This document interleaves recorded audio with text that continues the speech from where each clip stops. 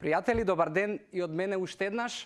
Добродојдовте во новата рубрика и епизода од Утринска на Телма, прашање и одговори со Јосиф. Како што и најавува самата рубрика, името ми е Јосиф, презимето ми е Дамјанов и денеска имаме неколку прашања на кои што може да одговараме.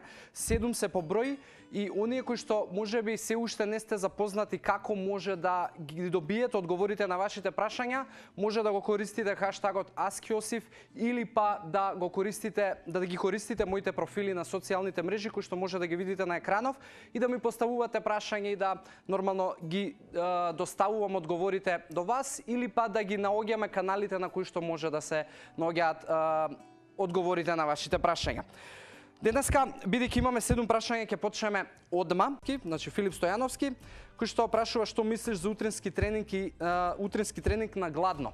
Филип, не многу мислам за утрински тренинг на гладно, но одговорот на ова прашање јас би ти кажал и во консултација со моите фитнес инспирации, луѓе кои што се поупатени во оваа област, дека не се работи за тоа дека постои генерално правило дека не треба да одиш гладен на тренинг или треба да јадеш пред тренинг, од причина што многу зависи од твојата лична цел, што сакаш ти да постигнеш со своето тело.